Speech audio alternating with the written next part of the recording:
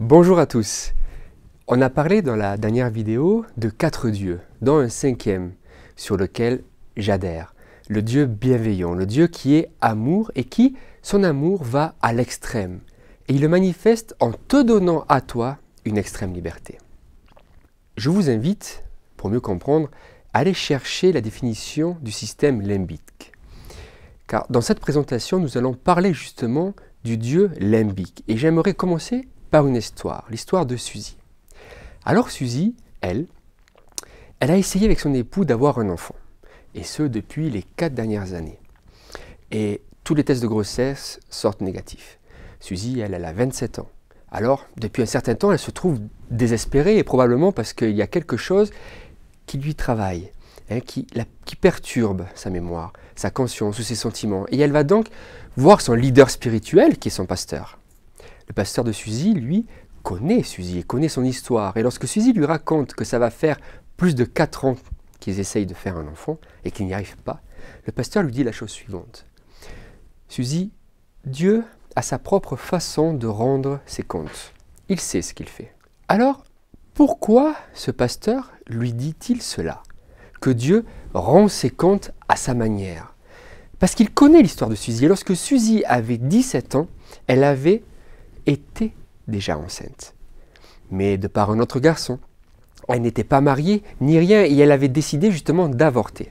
Le pasteur connaît cette histoire. Et 10 ans plus tard, Suzy est mariée avec un garçon qu'il aime, qui croit en Dieu. Et lorsqu'elle va raconter au pasteur ses problèmes, qu'ils n'arrivent pas à avoir un enfant, le pasteur leur dit que Dieu rend ses comptes à sa manière.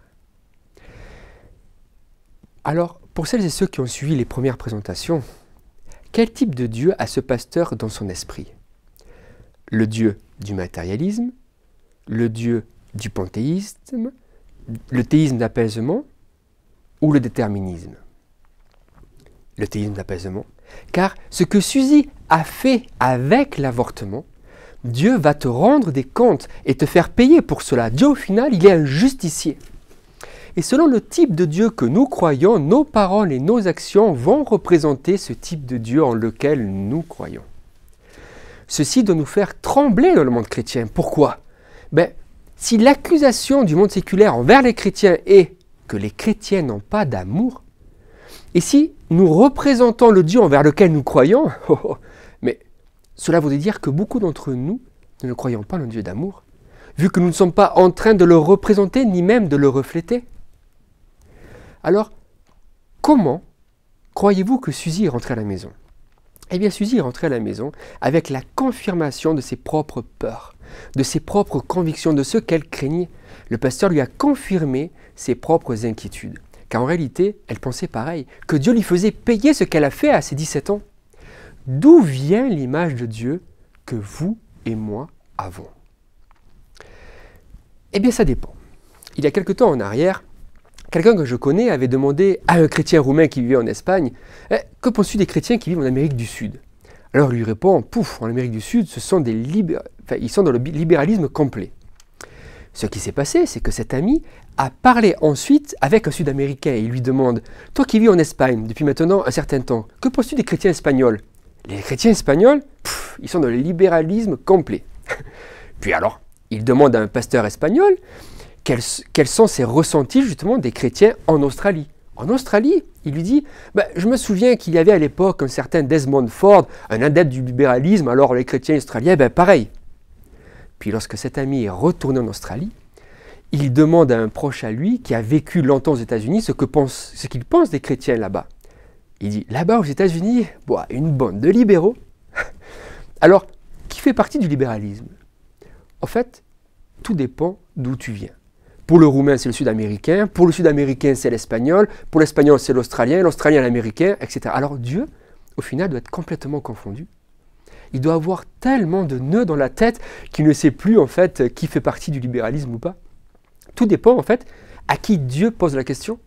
Alors, Dieu est-il autant confus? Combien d'entre vous croient que Dieu veut que je fasse ma prédication avec ce livre? C'est une Bible.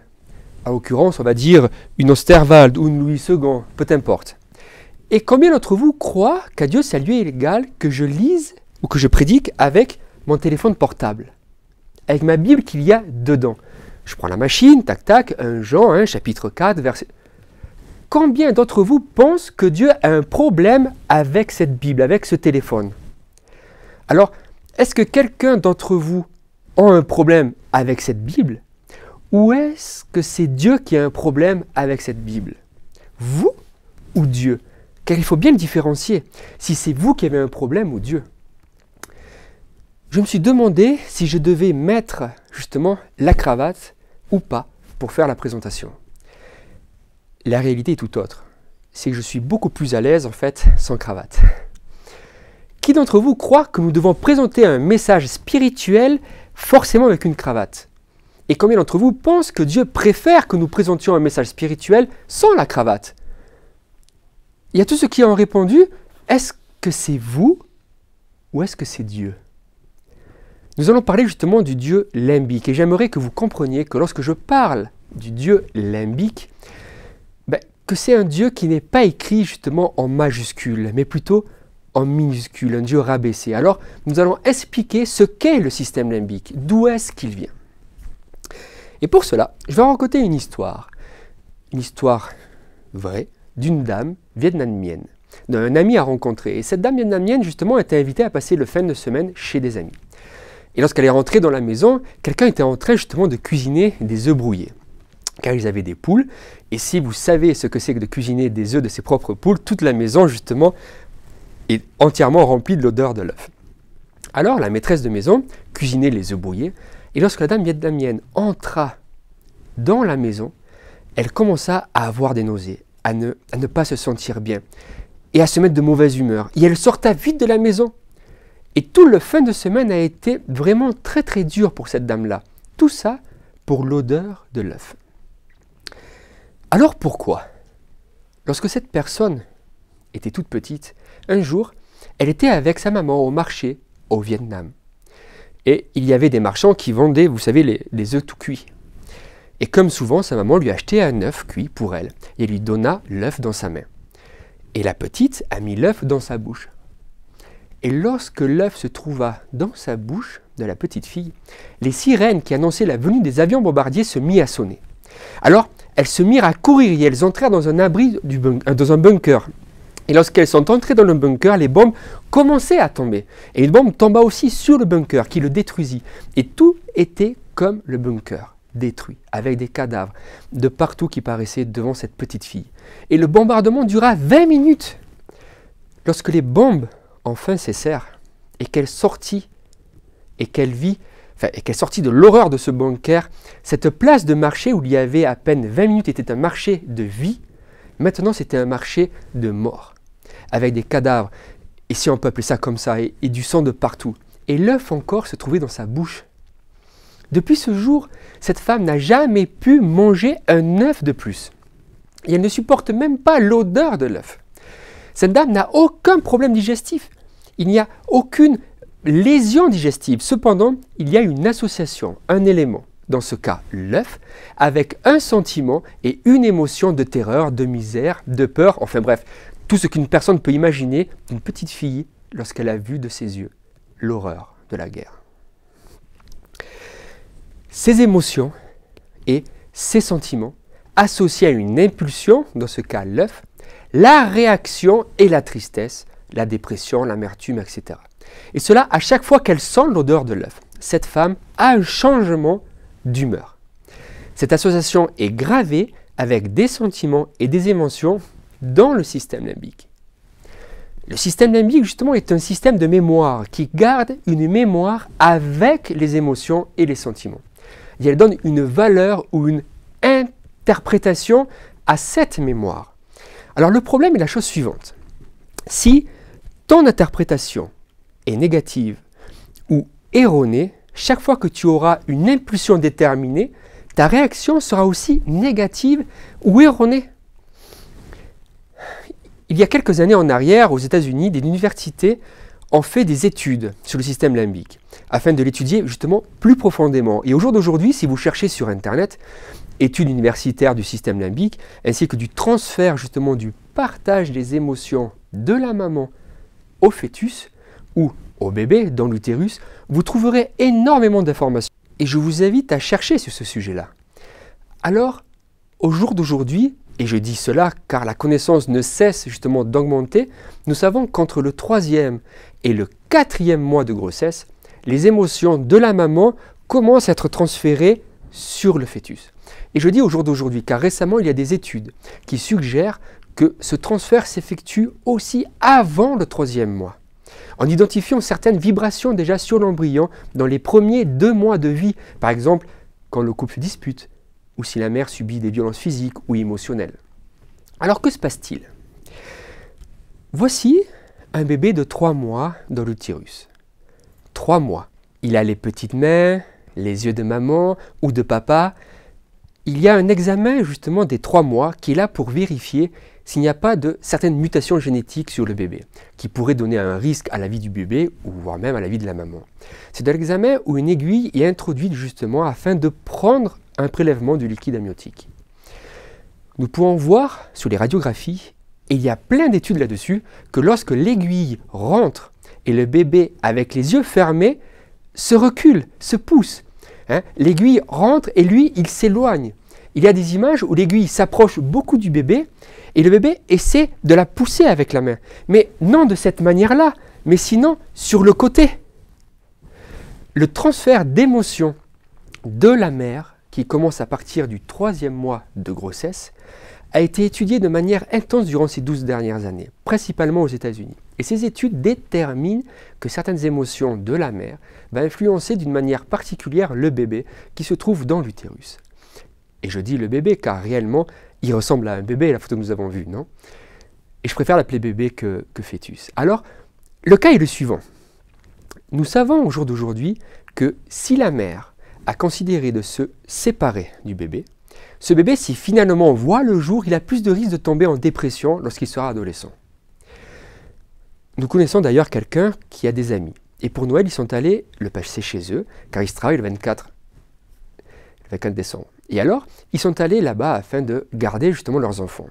L'histoire de ce couple qui a ses enfants est bien intéressante justement pour ce que nous voyons maintenant avec le système limbique. La femme était une très bonne étudiante et elle se préoccupait que de ses études, de son doctorat, et elle voulait tout ça afin de pouvoir travailler pour le gouvernement justement comme scientifique. Et elle y arriva. Et à ses 39 ans, tout le monde croyait qu'elle resterait célibataire. Mais non.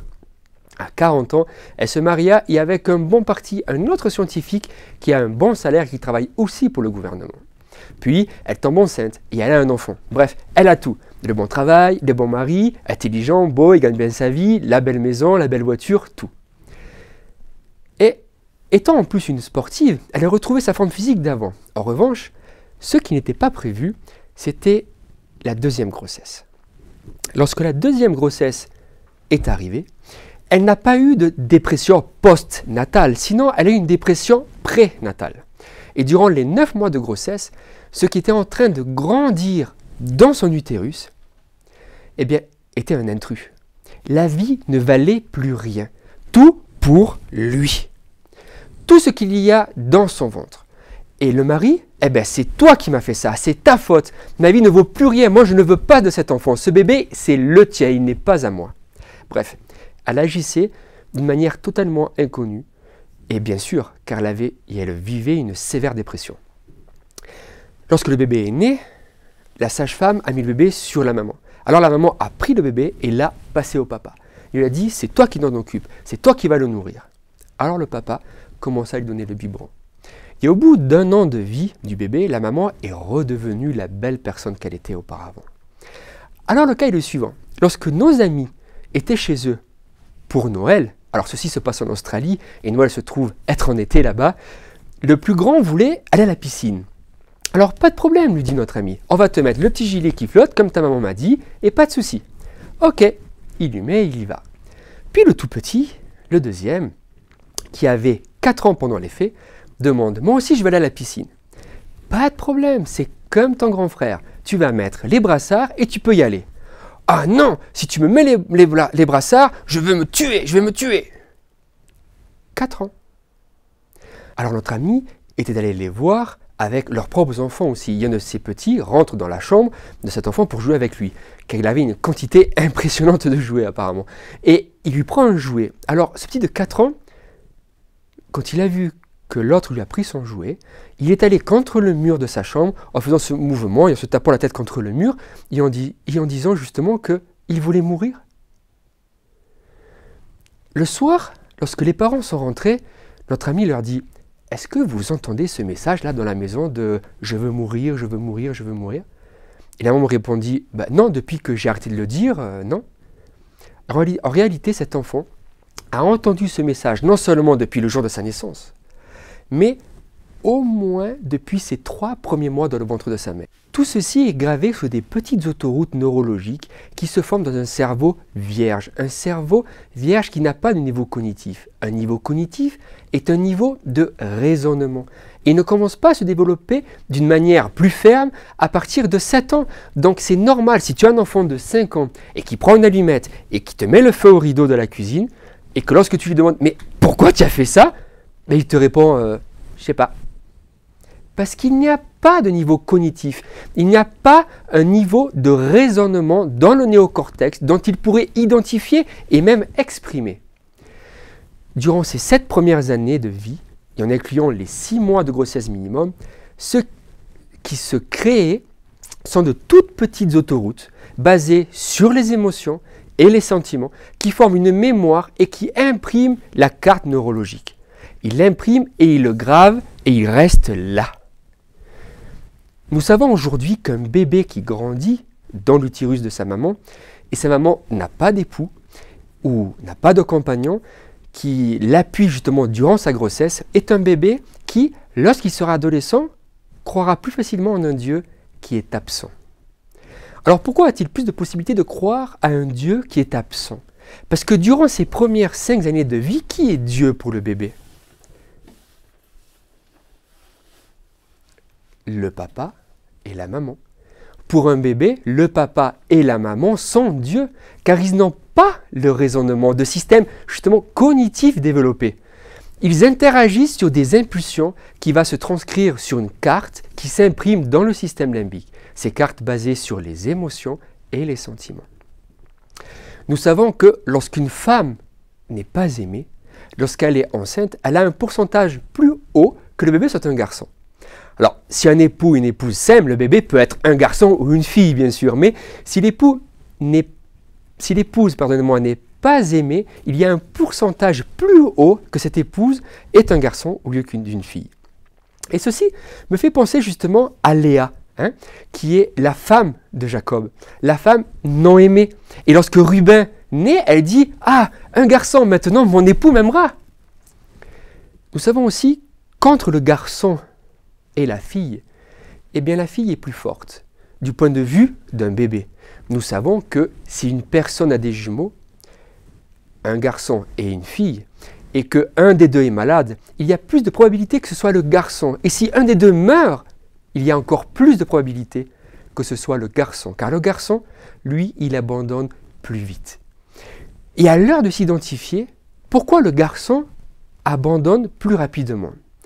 Nous avons pu découvrir la chose suivante, c'est que la seule chose qui doit changer, au final, c'est le garçon, et non la fille. Car lorsque le bébé naît, dans ses premiers instants, il s'identifie avec la maman. Et le bébé, dans ce moment-là, il n'arrive pas à discerner, en fait, où est-ce que de lui, en fait, s'arrête et sa maman commence. Et cette identification avec une fille est bien plus réelle, car la maman est aussi une fille. Cependant, le garçon, en plus de s'identifier avec la maman, il doit inclure dans cette identification qu'il est différent à sa maman, et différent en gène.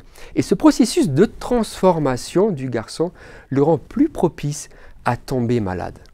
Il y a encore quelque temps, je ne comprenais pas pourquoi, lorsque les choses ne vont pas, ne me sortent pas bien plutôt, je suis frustré et j'ai un énorme et un puissant désir de fuir, de m'éloigner, de partir, enfin un désir de solitude, d'aller me perdre dans les bois, d'être seul.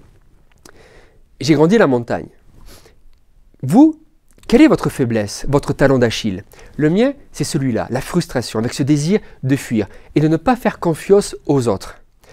Tout ce qui ne me réussit pas ou tout ce qui ne se passe pas comme je l'avais pensé, ou bien lorsque je suis face à une difficulté, je l'interprète comme une trahison contre moi. Si je dépense une certaine somme d'argent pour une visseuse et que cette dernière me lâche 1 mois après la fin de la garantie, la visseuse m'a trahi. Si je dépense des sous pour un programme et que lorsque je le lance, mon ordinateur plante, l'ordi est en train de me trahir et j'ai envie de tout prendre, de tout escamper par la fenêtre et de partir loin de tout ça. On ne peut pas faire confiance en rien ni en personne. Cette frustration me vient car je mets ma confiance en quelque chose ou en quelqu'un et cette personne ou cette chose ne répond pas à ma confiance. Et c'est pour ça que moi, tout jeune, je n'avais pas beaucoup d'amis. Car pourquoi avoir des amis et leur donner sa confiance s'ils vont vous trahir? Je ne comprenais pas pourquoi je réagissais toujours comme cela, jusqu'à ce que je comprenne ce qui se passe avec le système limbique. La maman aime le bébé, elle le désire, avec ses émotions, ses sentiments. Alors, quelles sont ses émotions et ses sentiments, la maman? Waouh, j'ai hâte de te voir, de voir si tu as mes yeux, hein, les mains de papa. Je suis tellement contente de ce que tu vas venir dans ce monde, dans notre vie, et que tu fasses partie du nôtre. C'est vraiment merveilleux. Mais elle a aussi ses peurs. Oh, comment ça va être l'accouchement? Parce que je suis le premier. Ça va être douloureux, je pourrais supporter, je serai une bonne mère, ou est-ce que je vais finir par ne pas avoir assez de lait et je ne pourrai pas le nourrir et il risque de mourir? Est-ce que je peux l'oublier aussi peut-être la nuit? Et comment ça va se passer aussi avec mes parents et tous les problèmes de ceux qui n'acceptent pas le papa, de ceux que mon père n'est même pas venu à notre mariage, de ceux qu'on n'arrive pas à se fréquenter normalement comme une famille, de ceux qui me rejettent, etc. etc. Et de ce fait, en général, les premiers-nés sont plus peureux ou plus prudents, je dirais, que les suivants. Imaginez que votre premier enfant, à ses 6 mois, il tombe de la chaise haute où le bébé mange. Là, c'est le drame. Oh, il est mort! Maintenant, imaginez que cela se produit à ta 3e fille. Bah, c'est rien, ils sont en plastique. Dans mon cas, nous sommes 3 frères. Moi, je ne me suis jamais rien cassé. Pas un seul os. Mais alors le dernier, je ne sais pas combien de fois on a eu peur et combien de fois nous sommes allés aux urgences. Alors, ma mère m'aime. Elle me dit qu'elle m'aime et qu'elle désire me voir, qu'on m'attend.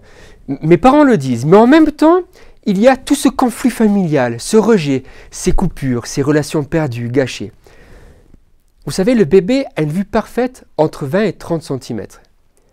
Ainsi, il peut s'identifier avec la maman et à la naissance et commencer à s'identifier avec elle. D'ailleurs, je ne sais pas si quelqu'un d'entre vous a fait cette expérience, mais si vous avez un œuf de canard dans votre maison et que cet œuf éclot et que la première chose qu'il voit, c'est vous, devinez quoi? Vous avez un petit canard qui vous suit partout dans la maison. Et il marche même en essayant de marcher comme un être humain. Il ne fait pas coin-coin, mais descend comme s'il essaye d'imiter la voix humaine. Pourquoi? Parce que c'était le moment de l'identification. Donc le bébé a une vision parfaite entre 20 et 30 cm. Et l'odeur justement du premier colostrum, du mamelon de la maman, est le même odeur que celui du liquide amniotique, afin qu'il sache où est-ce que le bébé doit aller, et afin de le reconnaître. Et pour mieux illustrer la situation, l'exemple le plus pertinent sont les prématurés. Alors non, je ne suis pas prématuré, mais savez-vous ce qui se produisait dans les années 70 lorsqu'un bébé naissait prématuré? Eh bien, il était directement pris et mis dans l'incubateuse. Pour un bébé, à cet âge, s'il ne te voit pas, tu n'existes pas. Alors, il y a un système limbique qui va enregistrer, graver une nouvelle information, une impulsion. Alors qu'est-elle? La carte qui s'est gravée, c'est que à moi, petit prématuré, eh bien, on m'attend, on me désire, on me promet de l'attention, de l'affection, de la protection. Et maintenant, l'impulsion est, ils m'ont laissé seul. Il faut bien comprendre que ce n'est pas un raisonnement du point de vue cognitif. Le bébé n'est pas en train de raisonner. Il n'est pas en train de dire « Ah, c'est parce que… » Non, non, non, non, non. Il n'a pas cette capacité de raisonnement. C'est seulement une impression, un enregistrement d'une carte, d'un chemin qui dit « Cette promesse qu'on t'a faite a été brisée.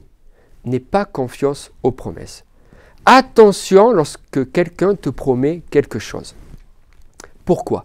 Parce qu'il ne tiendra pas sa promesse. Et nous savons aujourd'hui que pour le général, un bébé prématuré, une fois grand, a plus de facilité à tomber en dépression que les autres. Comprenons que le système limbique a été créé pour nous protéger. Alors pourquoi pour nous protéger? Si moi, bébé, petit, je prends une aiguille, 2 aiguilles à tricoter, et que je l'enfonce dans le trou d'une prise de courant, et que je prenne le courant, cela aussi se grave dans le système limbique. Le sentiment est « oups », ça oui, ça fait mal. L'émotion est « je n'aime pas du tout ça ».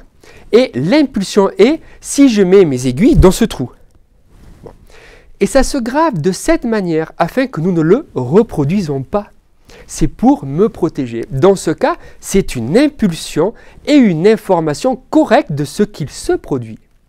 Le problème est lorsque l'interprétation de cette impulsion commence à être incorrecte, car ce mécanisme commence à affecter notre comportement et plus tard dans notre vie. Par exemple, je suis né dans cette atmosphère où on ne peut pas faire confiance aux personnes, et encore moins à la famille, car ils vont tous vous trahir. À l'âge de 5 ans, je suis parti avec ma mère et mon petit frère pour voir une partie de sa famille. Et nous sommes partis avec mon grand-père.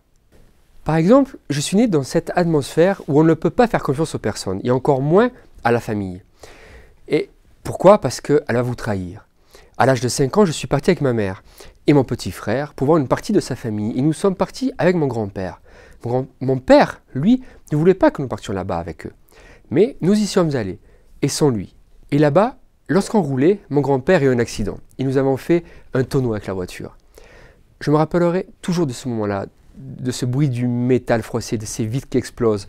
Et de ce moment où ma mère est assise sur le sol, le dos contre ce qui restait de la voiture, et tout ce sang. Et ces cyclistes qui étaient sur place et qui se sont arrêtés justement pour nous apporter secours. Et moi, je me disais, je me répétais, papa avait raison, on n'aurait jamais dû partir avec les grands-parents. Regarde ce qu'il a fait, il nous a trahis. Et ma mère, elle s'est retrouvée plâtrée de là jusque là avec le bras dedans. Et donc, plus de sein pour mon frère. Plus possible de l'allaiter. Et elle souffre encore aujourd'hui des séquelles de son bras. Alors, que se passe-t-il? Je suis en train de renforcer le patron, la carte. J'ai fait confiance et on m'a trahi. Le soir, dans mon lit, il m'arrivait souvent d'imaginer que ma mère mourrait. Et j'en pleurais. J'avais peur qu'elle m'abandonne. Et je ne voulais pas. Et je pleurais. Car le soir, souvent, des fois, je pleurais dans mon lit parce que j'avais fait fâcher mes parents et que du coup, je ne leur avais pas dit bonsoir. Et je pleurais de ne pas leur avoir dit bonne nuit. Parce qu'il me semblait que j'étais en train justement de les trahir et du coup de perdre leur confiance.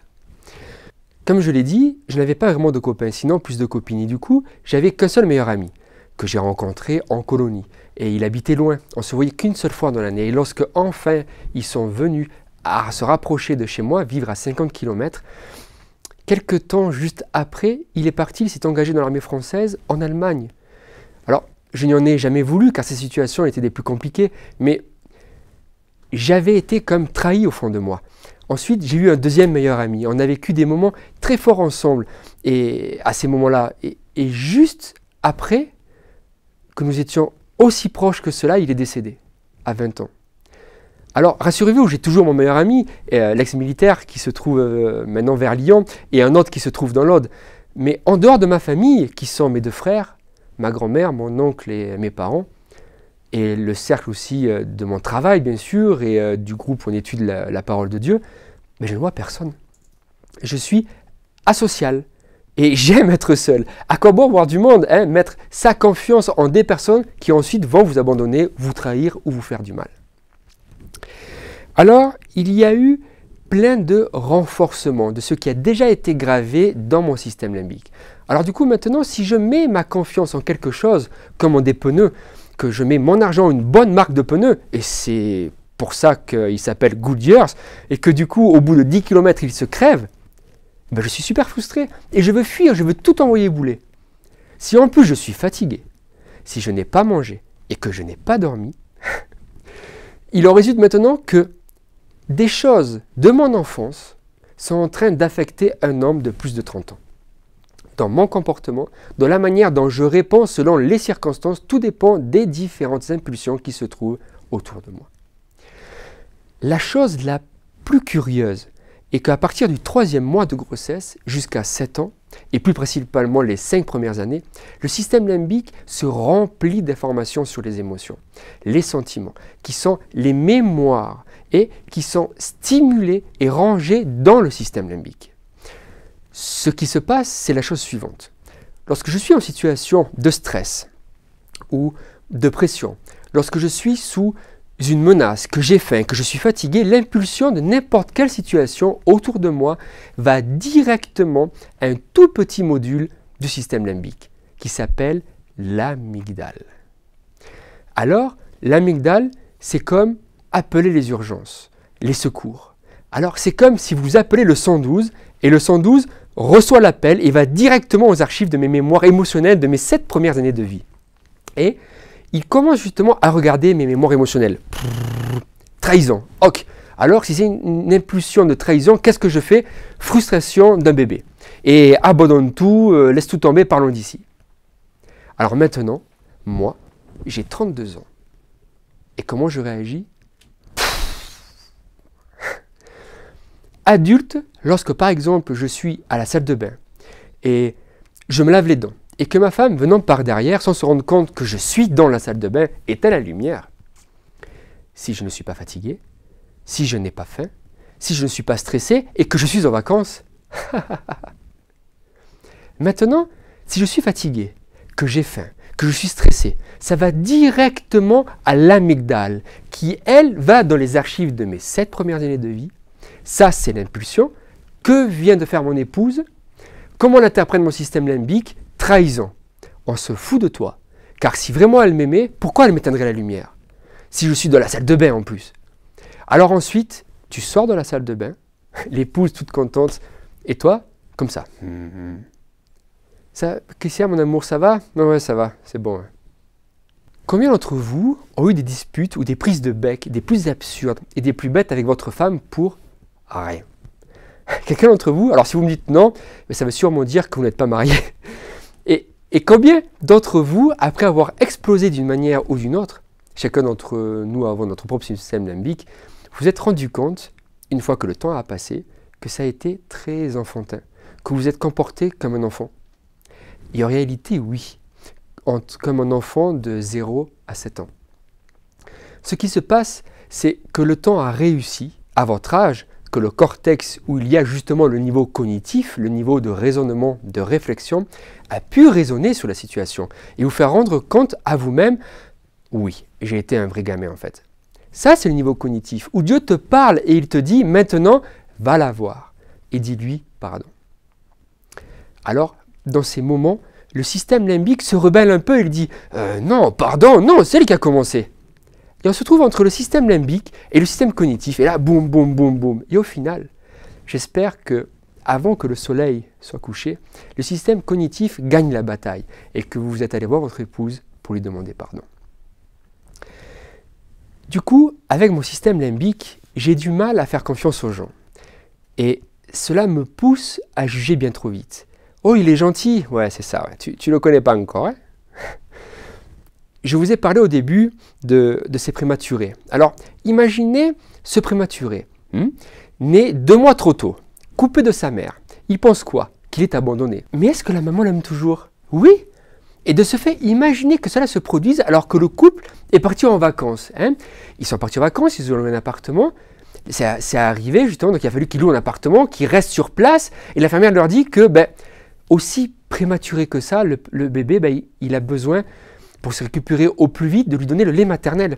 Alors du coup, cette maman, tous les jours, se sort du lait, et elle prend le bus dans une ville qu'elle ne connaît pas, elle traverse la ville, va jusqu'à la clinique pour donner son lait.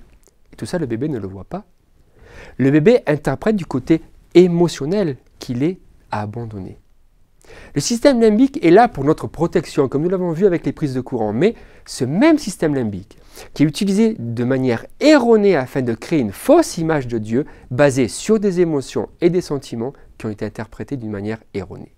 Parce que moi, maintenant je suis frustré lorsque des personnes me trahissent, alors qu'en réalité, ce qui est à l'origine, ce trait de caractère n'aurait jamais dû être là. Parce que ma maman et mon papa n'ont jamais arrêté de m'aimer. Ma maman et mon papa m'aimeront toujours. Mon interprétation est erronée.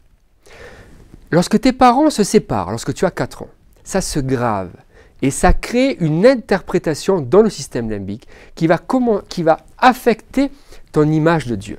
Parce que durant les 5 premières années, Dieu est tes parents. Si ton père travaillait tout le temps et que tu as eu un père absent, ton Dieu limbique va te dire que Dieu est un Dieu absent. Voyez cette citation. Les sentiments sont souvent trompeurs et les émotions ne sont pas une sûre sauvegarde car elles sont variables et influencées par les circonstances extérieures. Beaucoup de gens sont trompés par leurs impressions. Une connaissance a un ami polonais qui a grandi justement sous le régime communiste. Il racontait qu'une fois, ils ont pu avoir une bouteille de Coca-Cola. Et lorsque les autorités l'ont su, elles sont arrivées et l'ont fait disparaître, bien sûr. Pourquoi? Tout simplement parce qu'elle représentait un pays, les États-Unis, qui font tout afin de pouvoir faire tomber l'impérialisme communiste. Alors cette personne, une fois grande, s'est convertie. Et un jour à l'église, une personne qui est officier se lève, va sur la chaire et prend un téléphone portable et lit la Bible avec le téléphone. Le Polonais se leva et quitta la salle. À la fin, cette connaissance lui demande pourquoi il est sorti. Il lui dit, écoute, d'abord, ça commence avec le rétroprojecteur et des projections sur le mur. Ensuite, avec les portables. Et petit à petit, c'est en train de nous limer jusqu'à que la fin n'aura plus rien. Ne croyez-vous pas que cela a quelque chose à voir avec le fait qu'il a grandi dans une ambiance communiste? Croyez-vous que le fait que ton père soit une personne très permissive, qui a toujours été très permissif, il t'a toujours tout laissé faire, ce que tu voulais, va influencer l'image que tu as de Dieu, comme un Dieu plus permissif? Crois-tu que si ton père est un père très rigoureux, avec des règles, des lois et beaucoup, et qui doivent tout être observées, et si elles ne sont pas observées, oulala, la colère de papa va venir avec sa ceinture, croyez-vous que cela a quelque chose à voir avec l'image que vous vous faites de Dieu? Oui ou non? Oui. Alors, qu'est-ce que nous avons besoin d'observer, de remarquer? Combien de traits du vrai Dieu y a-t-il dans mon Dieu? Vous comprenez ce que je dis? Combien du Dieu que moi je crois se trouve être dans le Dieu qui est éternel, dans lequel il n'y a ni ombre de changement, qui ne change pas, qui est le même hier, aujourd'hui et demain? Parce que vous savez quoi? Lui, il ne change pas. Lui, il n'est pas confondu. Ceux qui sont confondus, c'est nous.